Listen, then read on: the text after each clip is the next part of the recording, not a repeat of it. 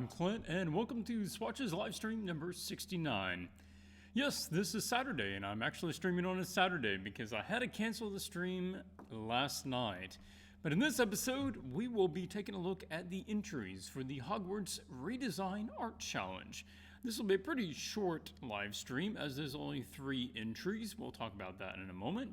But I just want to double check my stream settings here and see if things are looking okay. I tried to stream from a different location yesterday, but it just was not good enough connection. So I just scrapped it and said we're going to delay and stream a day late. But everything looks good on this side. Michael's already joining in live with the chat. Thank you for joining in, Michael. And okay, yeah, we got a couple of people here. Cool. All right, this does have a decent amount of delay on it. I think there's probably about 10-second lag between what I'm saying and when it's getting shown. But if you do want to toss me some comments or questions in the live chat, feel free to do so. It might take me a moment to get to it. But I'll see, a couple announcements. I'm not kicking off a new challenge this time. Normally, as soon as we finish a challenge, I start a new challenge. But I'm not doing that right now. I'm just in the middle of doing a variety of things. I'm trying to purchase a house, and I know that I'm going out of town next week and a variety of other things. So I'm taking off probably for this cycle. I don't know how many weeks we'll be off of the challenge, but I just know right now, none immediately. I will try to keep that in mind and let you know when it will be picking back up. It probably won't be a long time, but just letting you know. And I am continuing work on the materials course. For those of you that are patrons and you are anticipating the release of that, I am working on it. And it's not something that's been set by the side. It's just a considerable more work than the normal Patreon release. It's more like doing an ebook, just the amount of work that's put into it. It should be 20 lessons designed to be done over 20 days, going over the principles and some of the most common materials. It will have a video lesson for each day, followed by assignments and homework for you to do on that day. And I'm trying to just create a bunch of illustrations, for each of the materials, and we will get to that. I wanted to have it done this month, but the amount of time that I've had to put into issues with the house and some other projects is just meaning that I have not been able to finish it. I would say that I am probably past halfway, but it will likely be another couple of weeks. I wish it could have been this month, but I do have to get some work started on a big commission coming up, so I'll be splitting the time between about 3 different things. Michael says, that's okay, I haven't taken part in the last few, would probably be too busy to take part in the new one. I mean, I've kind of thought about it. Schedule-wise, most people are pretty booked up for October through December, just with holidays and taking time off and all of that. So I don't know. I'm not sure. We will probably run another one between now and then, but I really don't want to run one until I get into the new place. And there's work that I need to put into that before I move in. So, things need to be taken care of. Okay, let's see, anything else? Of course, the art group is still there. If you have not joined the art group, there's over 2,700 artists on the Swatches Facebook group.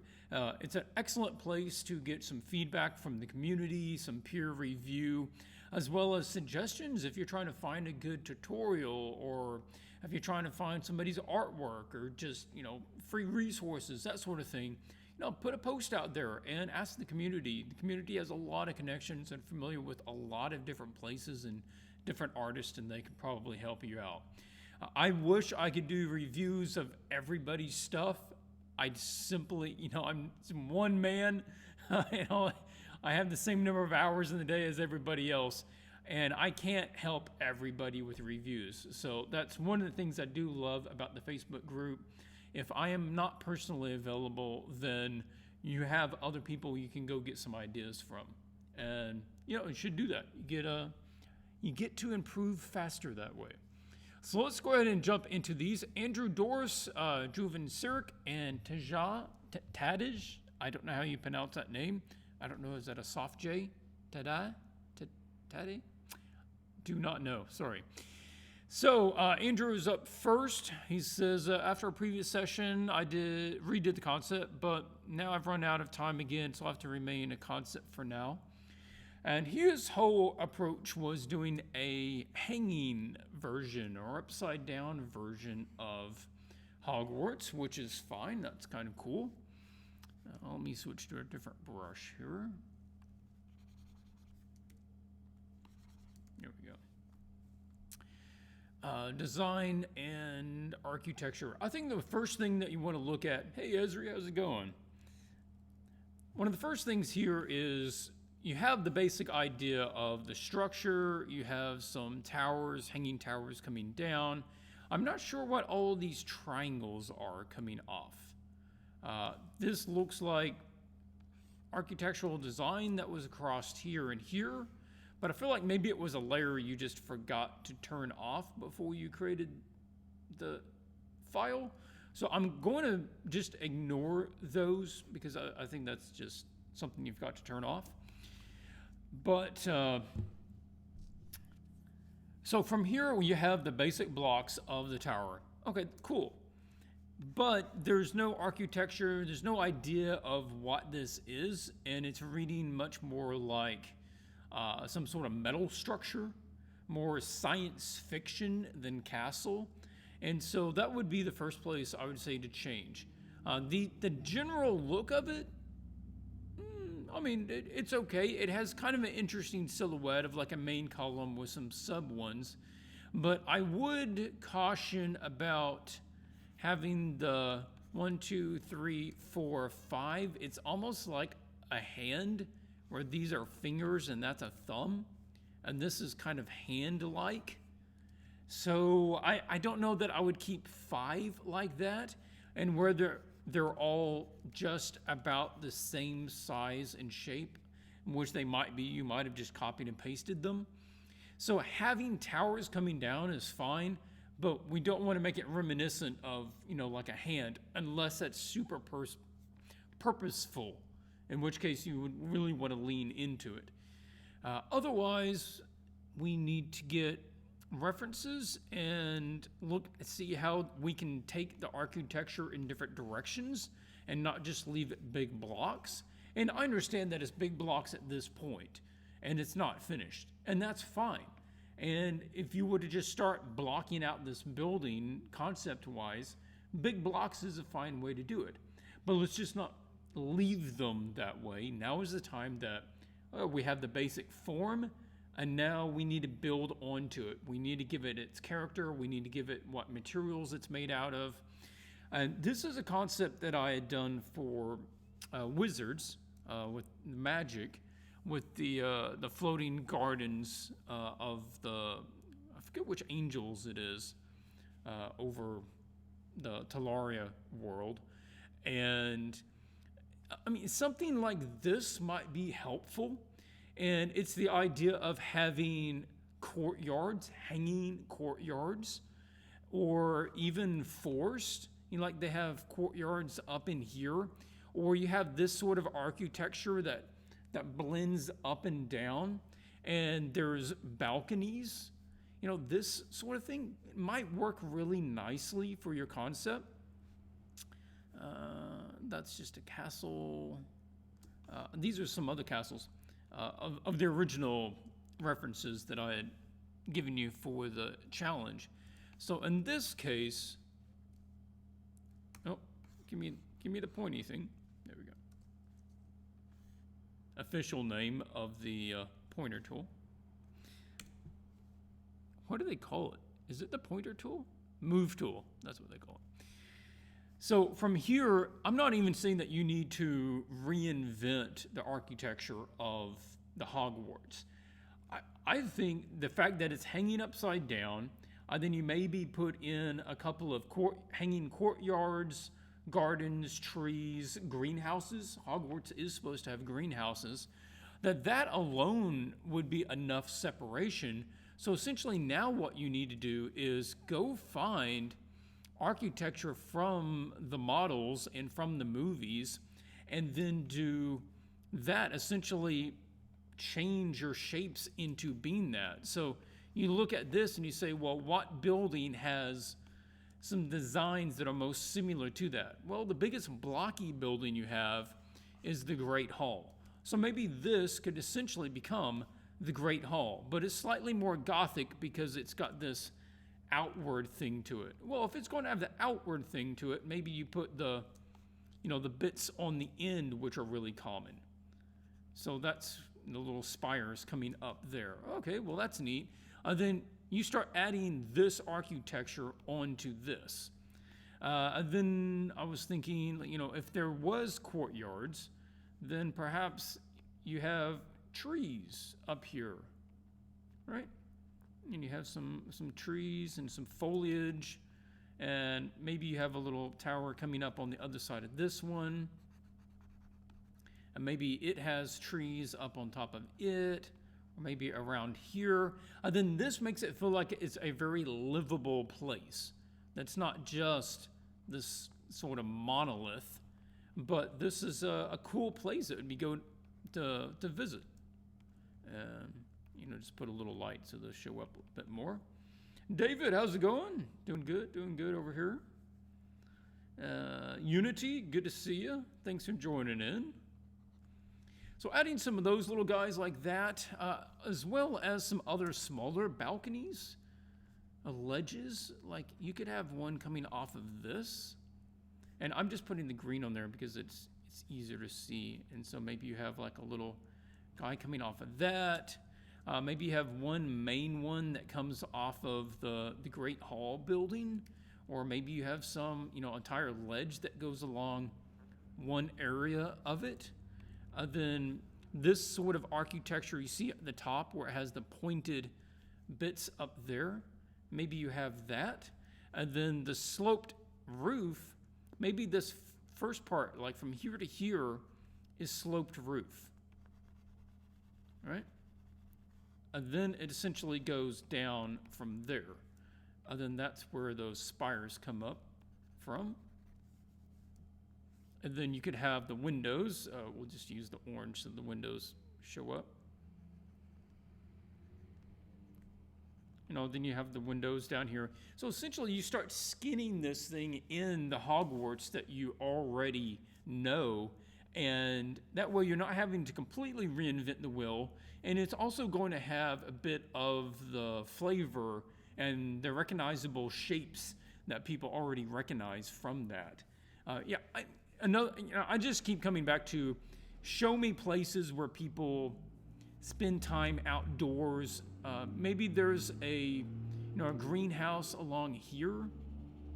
Maybe it's got a greenhouse here, and then you have the glass on the top, and you see the trees inside, and maybe you see the little figures walking along the walkways up there. I do like that you have the little scale figures up here. The straight here, I don't know. I feel like maybe that could be more interesting. Or if you didn't just have the single one coming down, if there was more here. Aloria, welcome. Thanks for joining. So if you maybe had a few more, and so it's more reminiscent of, I'm just trying to take some cues from the traditional Hogwarts to add back in. Not that we're trying to copy that, because we're already a long ways from that, but that would add in a bit. Or maybe just curving these edges would also make it feel kind of interesting. And maybe there's this is like a spiral staircase that goes up one of these, and there's a, platform up there or something that way. Or is there little towers that hang down from here? So when you're doing something like this, what you want to think about is sizes of shapes. You want to do large, medium, and small shapes. Now this sort of just goes back to basic design. I was looking at drawing rocks the other day, and the same thing with rocks. If you're going to draw a collection of rocks, you draw, a big rock first, and then you figure out where you want to put your medium rock, and then you have small rocks. What you don't want to do is just have same size rocks everywhere. That gets really monotonous. That gets really boring. And, oh, that was all in the same layer. Oops. So over here on Hogwarts, you notice that the designers of Hogwarts did a really good job with that there are large shapes, and there are medium shapes, and there are small shapes. And even the large shapes are different kinds of shapes. Like this main tower and the Great Hall are both large shapes, but one's vertical and one's horizontal. And then you have medium shapes, and the medium shapes have a variety of different shapes. And then you get into the small shapes, these little, like the clock tower opening there. And then you have the small Dumbledore's tower coming off of the main tower there, and the small details in the architecture and the windows.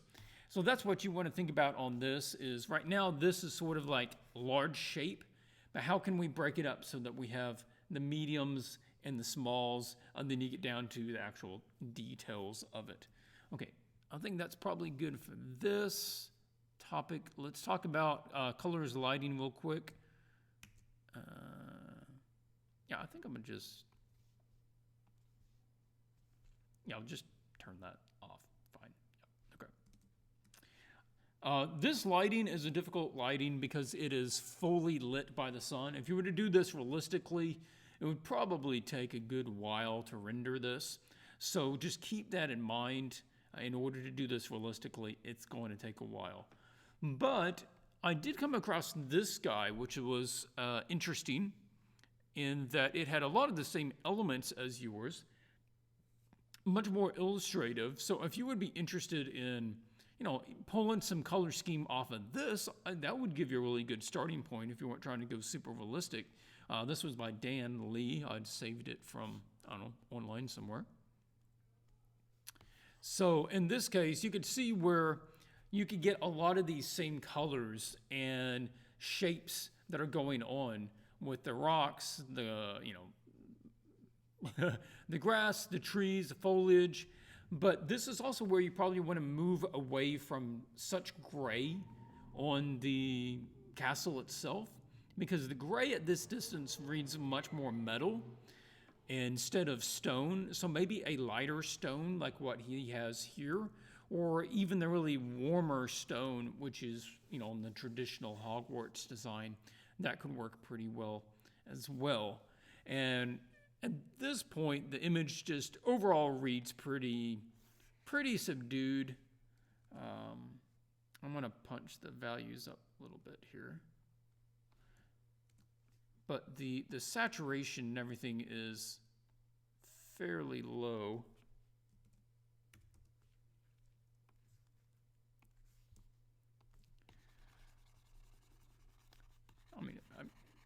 I think as far as color schemes, I don't have that big of a problem recommending go find an image and kind of copy the color scheme, because color schemes aren't copyrightable. Like, he's not the first person to use this color scheme, and he won't be the last one. So, I don't feel like it's too much cheating. Maybe, copy it completely, but you can base a lot of the starting of your image on another image without really losing integrity with your piece, as far as I'm concerned. Because, lighting is lighting, and same sort of colors show up. This is something else. This is good call, actually, the way that he has the shadow coming across there, and you have the shadow here, because it pushes you into the scene. This is really good, where he shadows the underside of the clouds and really gets a three-dimensional feel to the clouds. Man, I want to say it was Tyler Edlin. I think I've said it before. I think Tyler has a video on painting volume clouds with a lot of volume. I can't remember what he named his. I think it was just painting clouds. But I watched that video and I found that really useful because he actually starts by like painting giant cube shapes and then rounding them. And if nothing else, just think about painting them in two tones, light and shadow. The light can be basically white, but the shadow needs to be darker, decidedly darker. And it can be darker than the sky depending on the lighting situation. And all this can warm up a lot. So go find yourself a good color reference for that and see about, putting that in after you figure out what your design is on your image. But that should do you good, and I look forward to seeing what the final is once you have some more time to put into that. Next up is actually Joven, alphabetically is up next. Joven says, here's my final. It could use a lot more work. Let me zoom up for everybody. There we go. But I am out of time, and I have to be honest, I'm not sure where I would take it from here. The castle feels very flat. I would appreciate your advice on how to make it feel more 3D. Thanks. Okay, so this is cool. I think the design for this is really cool. I could certainly accept this as a wizard school and castle and fantasy castle. It's not so fantasy that you would just completely dismiss it as fantasy because it does have a lot of believability to it. And you're obviously using a good deal of photo bashing in order to, put in a lot of this. Excellent decision with the cast light. I've got to say that that's a good decision, and it's one that a lot of people wouldn't think to do. And I think it's actually doing a lot of good for you here. It makes it feel more real, even though you've got this kind of two-tone thing going on with the photo bashing technique, which is fine. Like you're saying, where do you grow from here? But that is something we'll want to use to help add some more, some believability to it, some more depth to it. So that's cool. Let's see. Yeah, the tower shapes are good. The off tower is kind of interesting. This shape, I'm not real wild of. There's a couple of things here I would change shape-wise. That's not really reading tower. I don't know, just the way that ends feels more, again, like science fiction-y rather than castle. I don't feel like it's matching up with some of these others. So I'd probably just go ahead and simplify that one. Just give him a normal castle tip to it. Ryan, man, how's it going? Wait. Oh, that's on a lighting layer. Hang on. Let me go to this layer. So I resolved this one somehow, just do that. Another thing that's bothering me a little bit is the three of these are actually pretty close to the same level, especially those two. And we do want to stagger those more. This is nice. That's a good stagger. This going up the hill is a nice stagger. If anything, actually pushing this side up probably even more so that we have this sort of thing going down. But this is probably going to be better. Like we have a steep one here, and then we have an up to that. So I would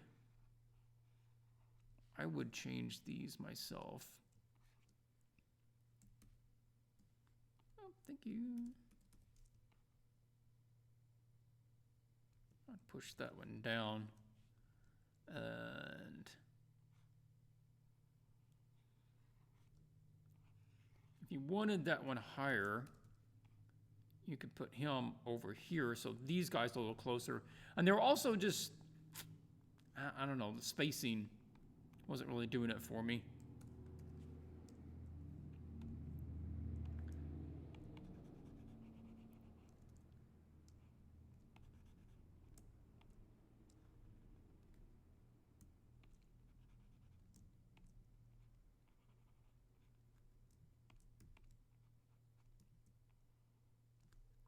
And I'll go ahead and put that at an angle. It'd be unlikely we would see that completely flat to our plane of view.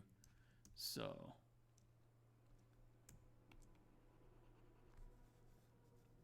Small change there. I don't think that's a big deal.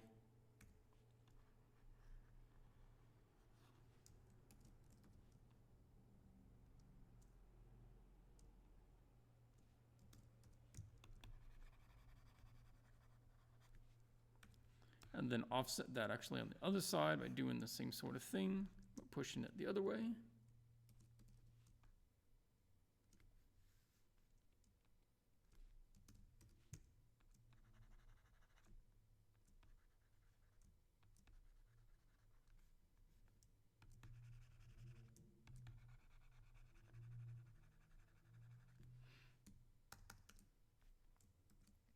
Okay, now obviously that only works for this particular view, but I think overall, even from other angles, it's probably a slightly better silhouette.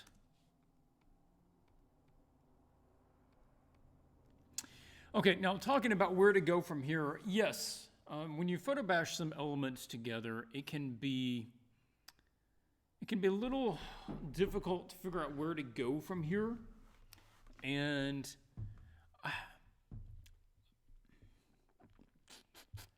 good references, and also okay, I'm trying to put some of my thoughts together to see how to explain this. You want to get more depth out of it. So what we want to do is use a couple of, oh, okay. I forgot about one of the things here. This scene has a lot of kind of wasted space. A lot of wasted space. The main focus is the castle, but the castle is actually fairly small for the image. So I would suggest, oh no, I already had it zoomed up. This was the original. So I zoomed up to this. I forgot I had that layer on. Yeah, that's too small. So I would at least move up to this, and I would consider maybe even moving up past here, unless you're going to do something interesting with some of the surrounding area. If you do want more of a cinematic, then consider doing horizontal. But this is such a vertical image. I mean, understand vertical, and that's fine. But yeah, I would at least crop into this so that we can see the amount of work that you've put into the city. And just going off of your cues here that you already have, what is it about some of these other images that make them feel more 3D than yours? Well, one of the things you got here is the shadow flattens it out. Once you get to your darkest dark, it no longer has depth. A silhouette is flat. So when we silhouette the back part of this castle, we are flattening that out. Now, the same thing is happening to this guy, right? This fore piece of the building feels more three-dimensional than that back piece because that back piece is largely just a silhouette. So when you can see the variations like that, and one of the things that helps give depth in this image is the atmosphere. And that's something that we can use to our advantage. You see the atmosphere here, you see the atmosphere between this plane and the back plane, and that's what we want to start doing, is putting in layers of atmosphere in the city, which we can do because we're obviously up high, and we could think that there are, low clouds catching this. We also have atmosphere here, and that allows one part of the city to be lighter or darker than another part, depending on the distance. And that's not something that we have right now. The foreground dark parts are basically the same, actually lighter than the background dark parts. And that's not really what we want. We want the stuff that's further away to start getting lighter than we are, than the foreground stuff. Now, we also have the issue of what the darkest dark is. And you know that things lighten up as they go away from you. Well, the light things really don't get lighter, but dark things do. And it has to do with levels, like, okay, here. If you open up your levels, this is absolute black. But what you can do is move absolute black up so that what would normally be black is now this dark. That's as dark as it can possibly be. And that's essentially, atmosphere does. So if you get a lighten layer, it's going to do the same thing. And you could say, well, the darkest anything could possibly be back here is this dark. And we just limited the dark to that value. Now that's actually more consistent with your scene because I assume this would be pretty dark underneath here. So objects far away are lighter and less saturated. Yes, generally speaking. I mean, you know, nighttime, it doesn't apply because the sun isn't there. Therefore, things don't necessarily get lighter as they go away. They can actually seem like they get darker because your eyes can make out details in the foreground better. Anyway, in sunlight on terrestrial, planets, that generally applies.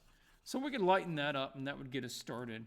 But what we really need is something that has some color to it, because right now we have just kind of a quick color scheme. I feel like you just blocked in some colors to give you a basic idea, but it's not real realistic and it's not going to be able to give you the dimensionality you want.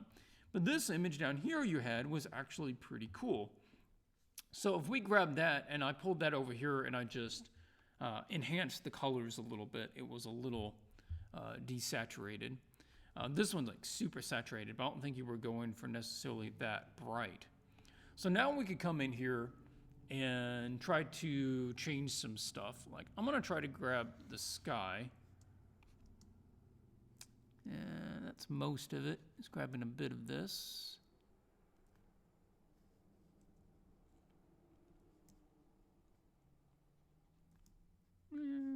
That's pretty good, I think. Okay. So if we want to follow this, I'm going to say let's do the same sort of thing you have here, which was bring in that foggy background and some of the sky elements.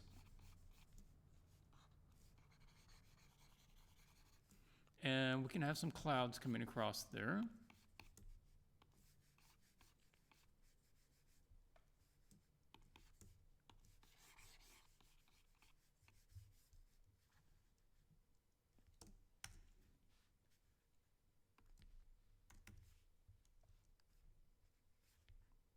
I just want to try to go in. There's so many ways to do this. All right, there's not just one way to do this. I do want to try to come in and add, I'm going to try an overlay, see if that would work. I want to first start by just trying to tint this so it has a little color and it's not just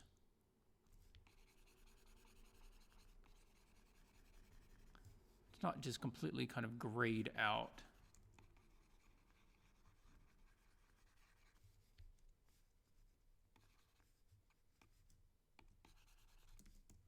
Now the darkest part down here on this castle is somewhere around there.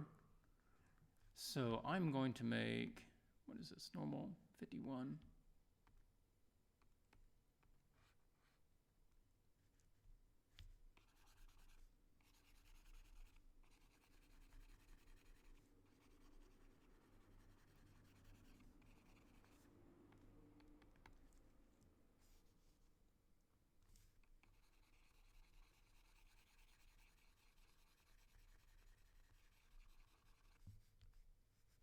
Okay.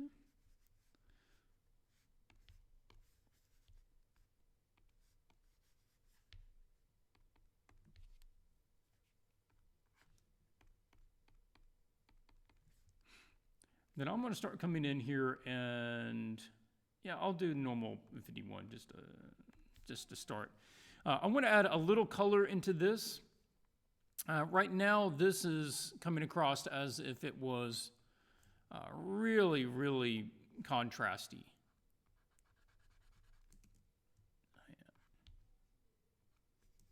And I don't want it quite that dark in the shadows in the lit areas.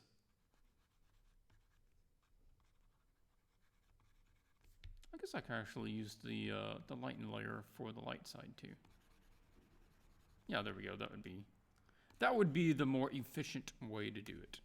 Okay, so here on the lighten layer, then I can come up here and I can pick like the shadow color And I can go over that. And I love some of these warms that we're getting in some of those shadows. And then we can start transferring that color over. So you have more of that sort of thing. And then we can start bringing in some other colors into the shadow so it's not just one tone. And that should help too. Like the Hogwarts has darker tops to the turrets, you know, like the blue, dark blue instead of the lighter stone. So in here we can do that sort of thing, and some stuff can be some color and other stuff can be other colors. And that'll just help to break it up.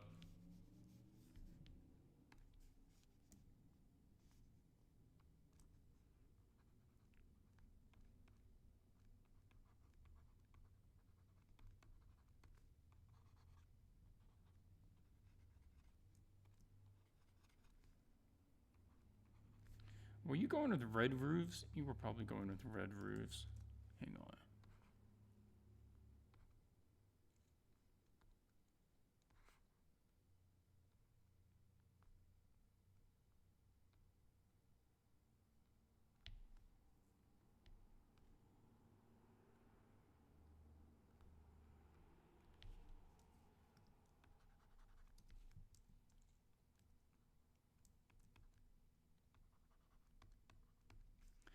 And then what we can think about is, you know, I'm trying to do this really rough and really quickly to get you the idea across. Oh, while I'm here, I do want to go to the overlay layer and change up some of the color on this grass. This is kind of neon grass. This is super, super bright and really blue. One of the things to remember is that grass is generally a lot warmer than you think it is. And you need to put quite a bit of warmth into it.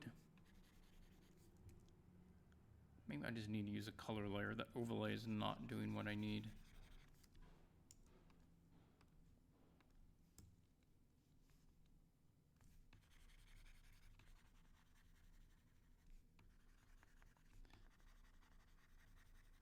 Yeah, if you want to take this in a bit more realistic direction, that green, that blue, that much blue in the green really has to be taken down. Now we can have a bit more blue in the green in shadow if we want to say that this foreground area is shadow. I'm just starting with a basic tint. I'll come in here and add some variation to it.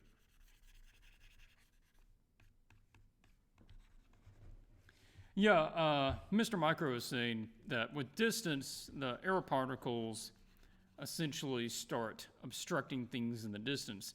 Yeah, if you want to think about it, air is, you know, really, really, really thin liquid in a way. And the same way that if you were looking through a lot of water, you're going to get the same effect.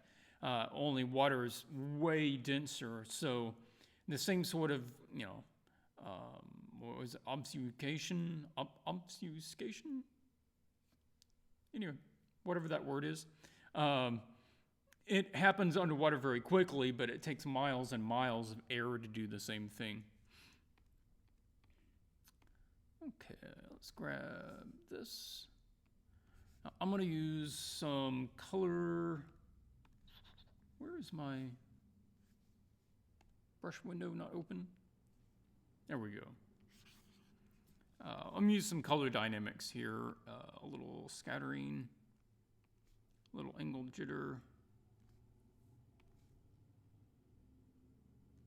Yeah.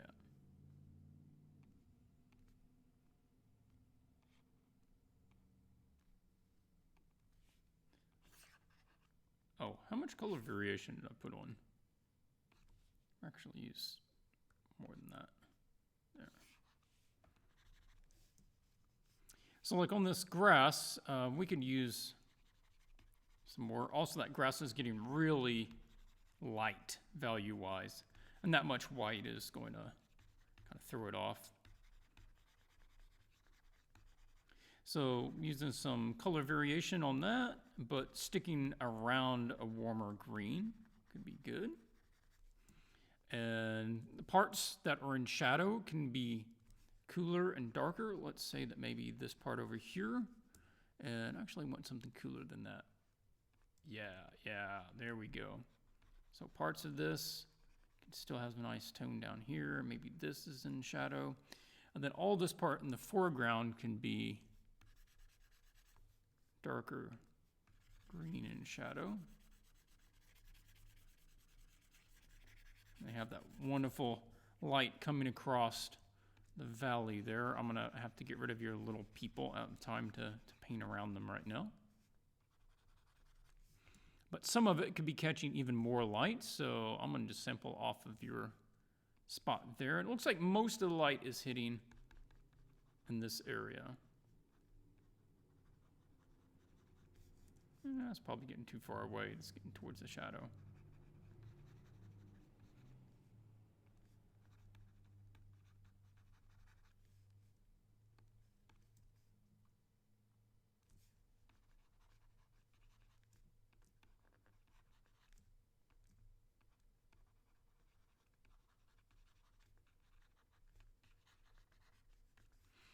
And then the part up here, it could actually be getting some lighter tones.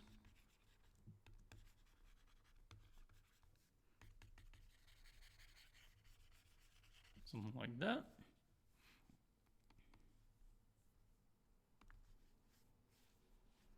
And we can come in with some clouds, perhaps. Oh, that's one place we could definitely have them. So there's different ways to do it. One way to do it is to do a lasso tool, and you can come in with a big soft brush, and you pick out kind of what your atmosphere color is. And then I'm gonna just say that there's some atmosphere back there, and I'm gonna knock that mountain back some there. And if I want to create some distance between some of these layers, let's say that there is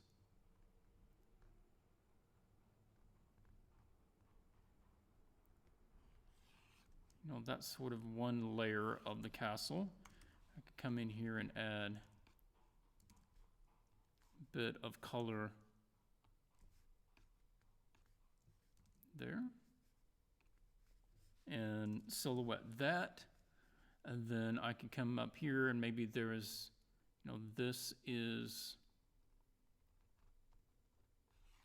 another part that's even further back than that.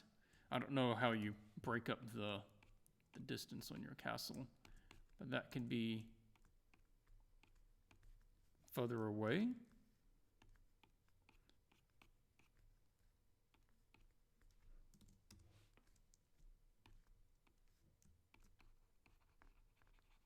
And some of the clouds doesn't necessarily have to be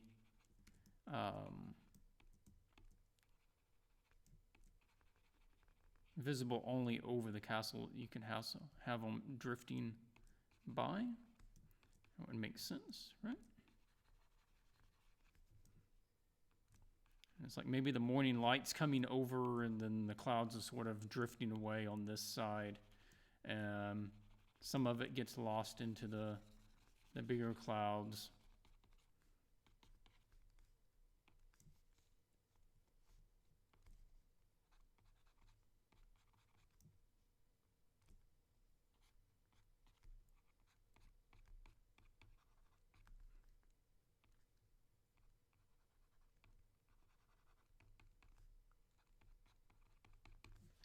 Something like that.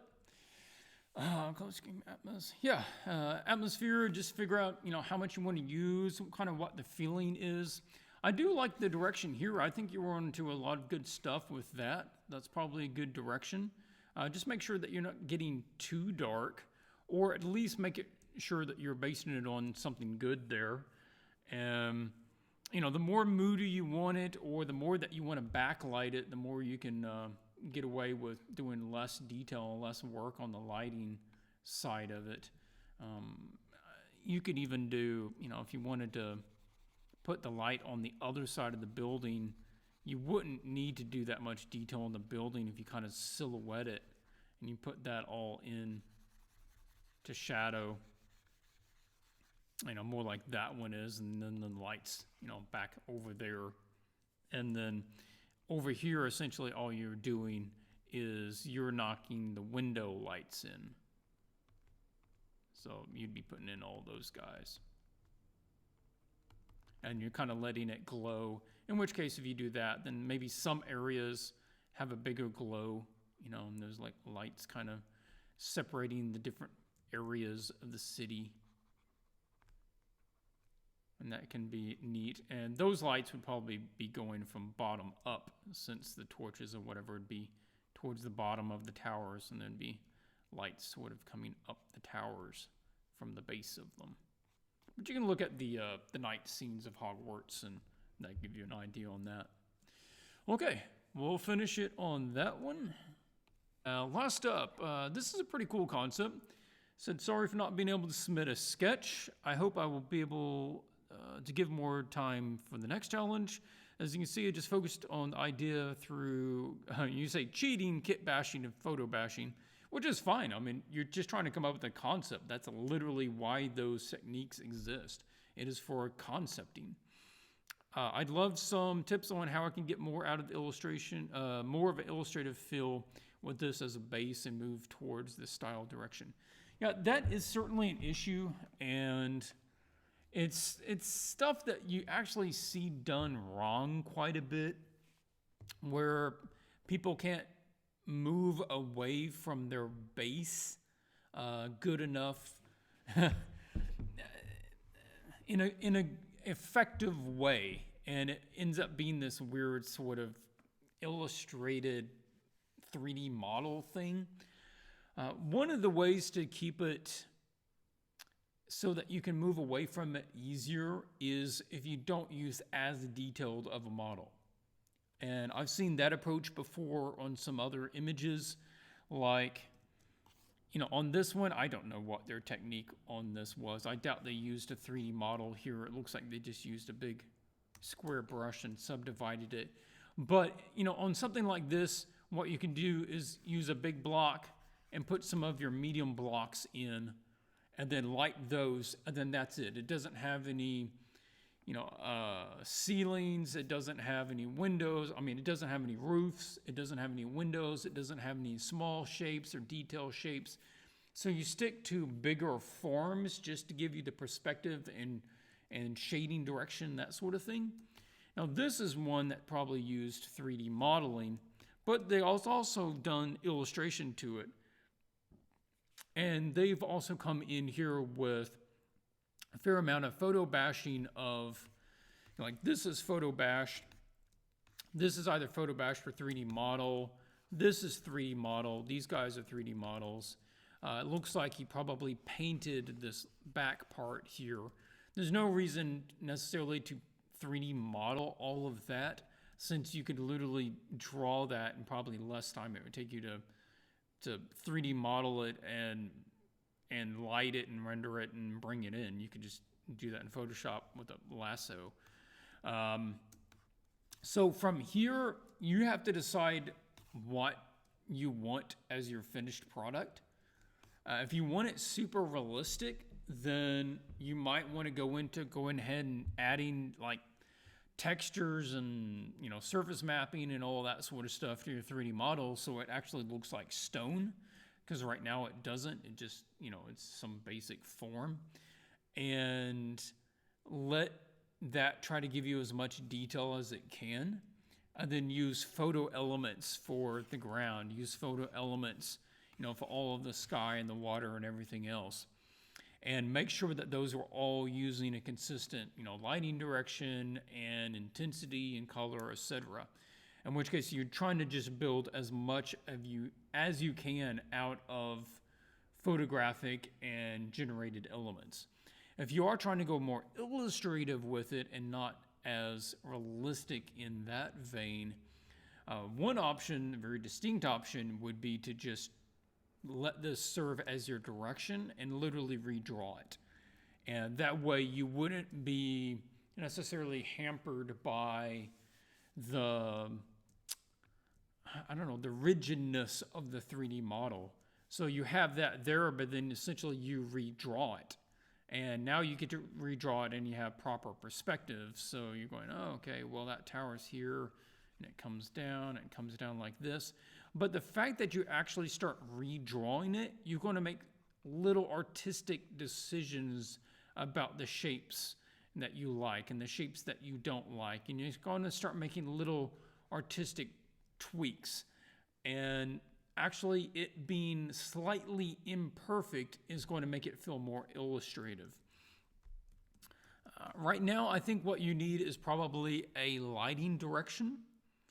I would tell you, I personally would have a kind of a hard time trying to take this and making it illustrative. I would have to start by trying to cut down on some of that detail. There's a lot of detail there, and I would probably start by, coming in with a normal layer and just glazing over this thing. Just glazing over it, kind of subduing all of the contrast and the overall detail. And that would be a way to just get started and simplify that, and then start moving into the background. Because like here, what we have is a real disconnect between the colors of the background and the building itself. The building is in this really yellow, kind of green tone, where the background is in blues and pinks. So we would need to see a change there. And I'm also thinking, because this light does not look very bright, that you're probably not going to get that much light on the building. This is really bright. This is like high contrast, right?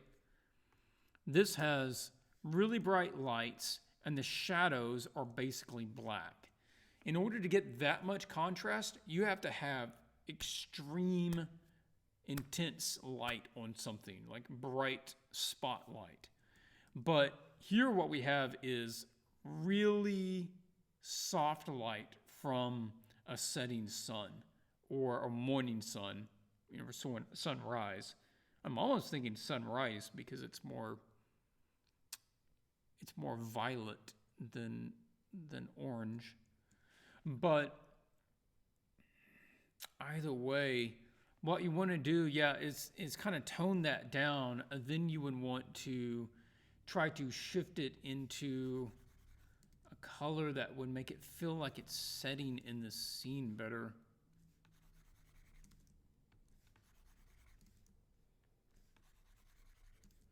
I think a lot of it just has to be cooler.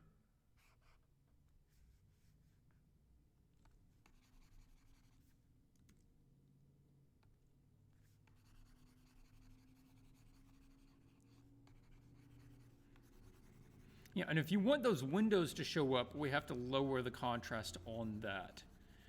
The brightness of the tower really needs to come down if you're going to have any of the window brilliance to show up. Or we can change the angle of the light so that, sure, we've got bright light there, but it's not going to catch the whole front of the building. It's going to catch this one side facet on some of these. Like that one's pointing directly to it, so maybe that guy, maybe some of those guys. This edge here. So we're just looking at the furthest edges that point that way. Some of these guys. And then the rest of it you can do without having to have direct light on it. But those guys are going to take, let's use a photo filter. Those guys are going to be mainly lit by the blue sky since they don't have direct light on them. So you could have that more here. Maybe just brighten it up a little bit.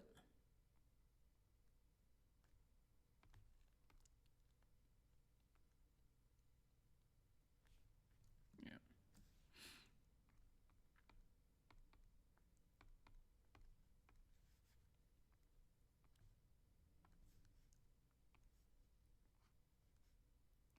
And then when you come in with your brighter windows, the darkness of the building starts to really make them stand out more. And I'm using a linear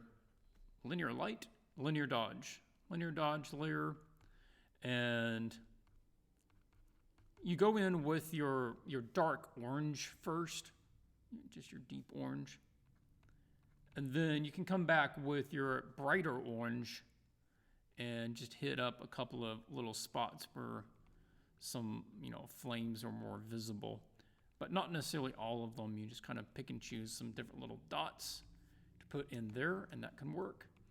And your roofs actually might be a little brighter than the side, since they're facing up towards the sky and there's a bit more light up there. But we could put a little more light back behind the building. Oh, that's a linear dodge. Yeah. And we could actually let some of that go more silhouetted.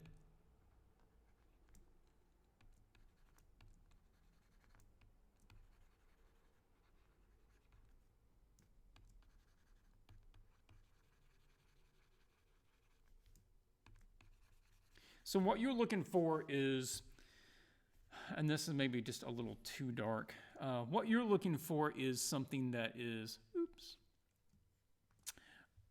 kind of the golden hour light, where the inside and the outside lights are kind of even, and the warm glow looks good from the windows, but yet it's still mainly in shadow, unless you wanted to treat it as if the top of the building was maybe still catching some light kind of up there, which we could play with. Yeah, let's take that off and do linear dodge and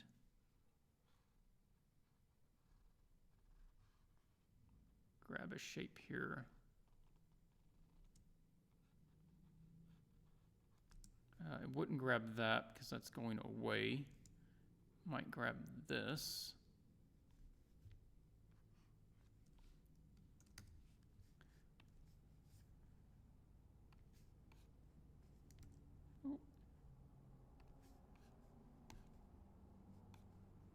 You could have like the top of it maybe catching the last rays of light there. Then the rest of it is sort of drifting into shadow. And that could be kind of cool. And that would be a nice way. So essentially, my first thing would be figure out what the lighting scheme is, figure out what the color scheme is, and start working that into the scene and let that sort of direct you. And you can paint right on top of it like this, and that's fine. Just save a layer that has all the detail, and then let the painting break up some of that you already have. Oh, that's linear dodge. I'm going to go back to, I'll make a new one. Then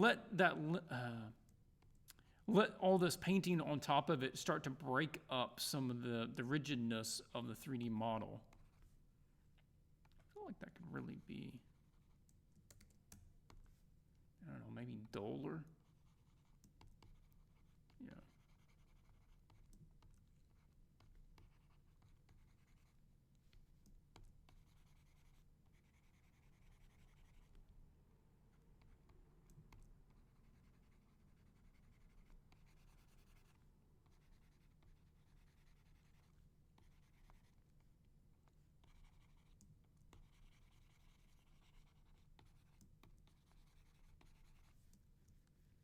And this whole thing maybe could get a bit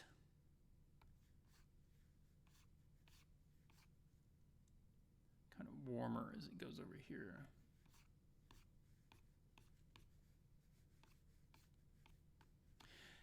There's probably some similar shots of like this of the of castles, I'm sure. I'm almost thinking I've seen one like this of the Christ the Redeemer statue in Rio de Janeiro, where like the top of it was catching morning light and the bottom of it was in shadow. So you might look at that. Otherwise, looking at something like sunrise light and something that has that split lighting on it. Now that castle, that mountain back there could very easily still just be basically a silhouette. Kind of changing what I already did there, but you could have atmosphere, you could have coolness coming up from the ocean down there, or the lake. Lightening that up a bit. And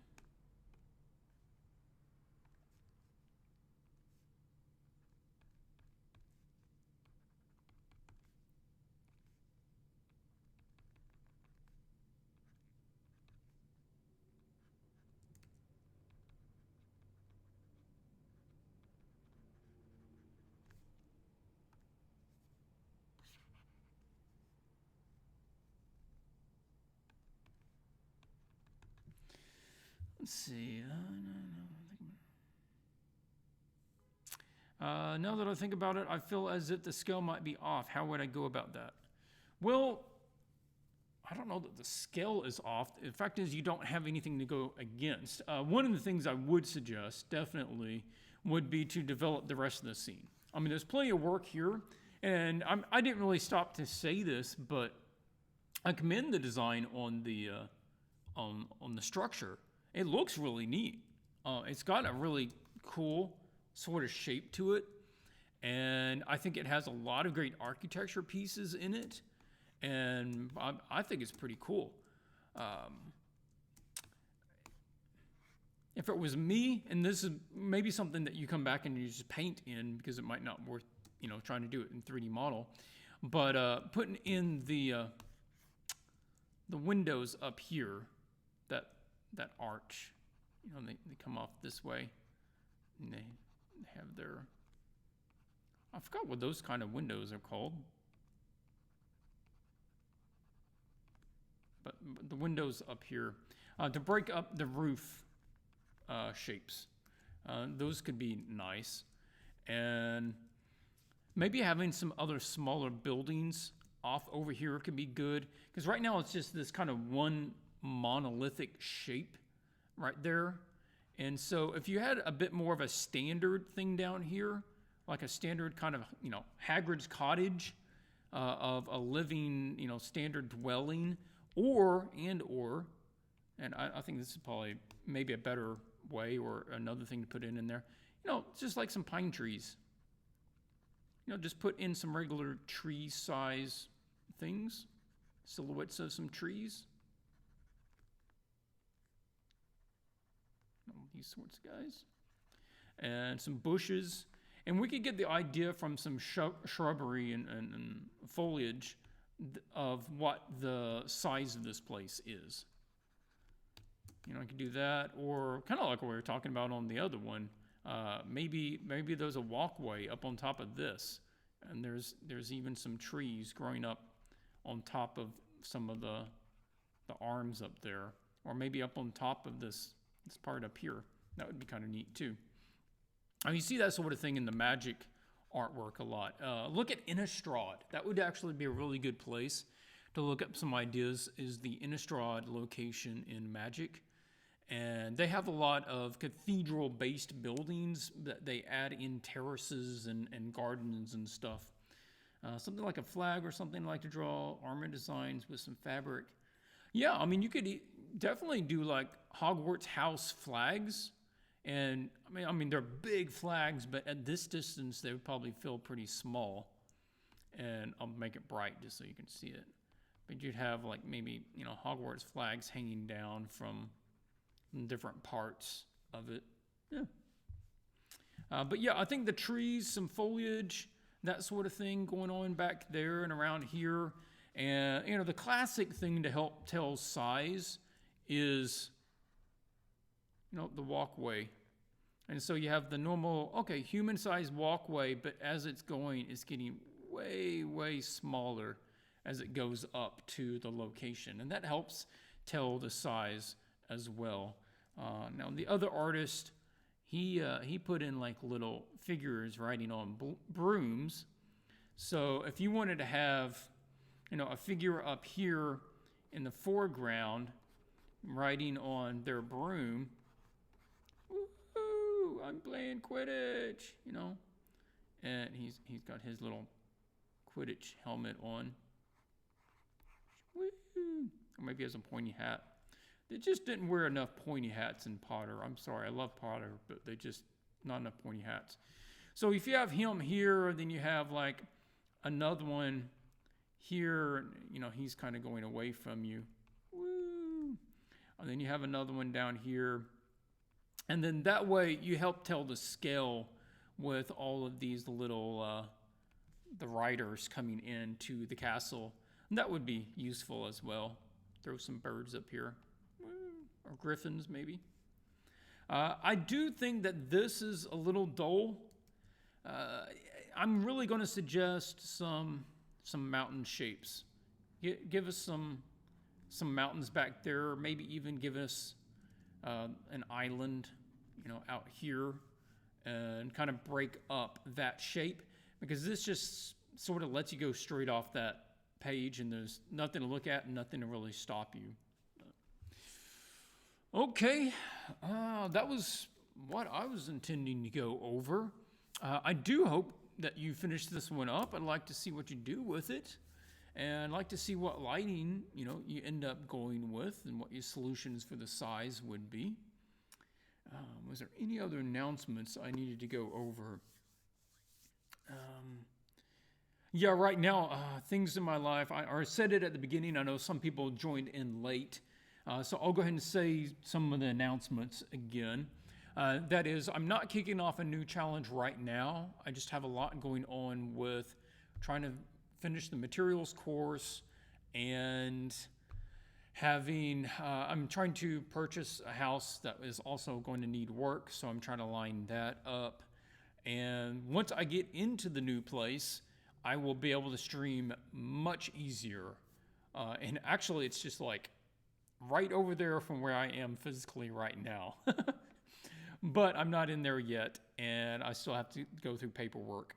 But I will have a fiber internet connection when I get there, and I will be able to do really good streaming and a much more often. And I'm planning on offering the materials course as the materials course should be available as a self-study and as a feedback. Obviously, the feedback would be considerably more expensive, but I will be doing classes of probably 5 or 10 in the class, and you will do your homework, and we'll do live streams every week where we go over your homework from the materials course, that sort of thing. But I will just let you guys know kind of what my schedule is. I'm not even sure my schedule, but just remembered, if you are going to be in Atlanta this next weekend, next Saturday and Sunday, I will be at the Star City Games Atlanta Magic Opening Tournament, and you are welcome to come by and see me there. I'd love to have some of my Swatch guys come by and say hi and chat for a couple of minutes. I will of course have a lot of my prints and art magic images for sale there, and we'll be doing card signings, maybe doing some on-site sketches, that sort of thing. So I hope you'll come by. I want to say, if and when I get the house, I should be able to. But if and when I get in the house and get it fixed up, maybe I'll do a tour for you guys, and maybe I'll do a before and after, because it's going to need some work. But I'm sort of looking forward to it, and I'm looking at it, and it's like a canvas, right? It's an old house. It hasn't really been updated since the 70s, and it has some old carpet that needed to come up. It's got old paneling on the walls. But I'm looking at it the same way that I look at an image like this and be like, yeah, but if you change this, this, and this, it's going to look really good. I can tell it's got good stuff going on. So I'm walking in this house and I'm looking around like, yeah, I know it looks dirty and like super dated, but if we just change a couple of these things and we take this wall out and we open this up and then we put the cabinet on that side, this place is going to be really good. So maybe I'll share that with you guys. But okay, I'm just killing time now, and I'll go ahead and wrap it up. That is the entries for Hogwarts. Thank you, everyone who participated in this challenge. If you have more ideas for challenges, I will go ahead and be collecting ideas. Feel free to put them out in the Swatches group or leave them as comments below, and I will try to add ideas for upcoming challenges. I'm definitely open. I keep a list right now of things that I might want to cover in the future with it. So thank you all for joining in. I will catch you next time, and I will just have to let you know when that is. So have a good Sunday or a Saturday evening and Sunday, and I will catch you guys later. Until then.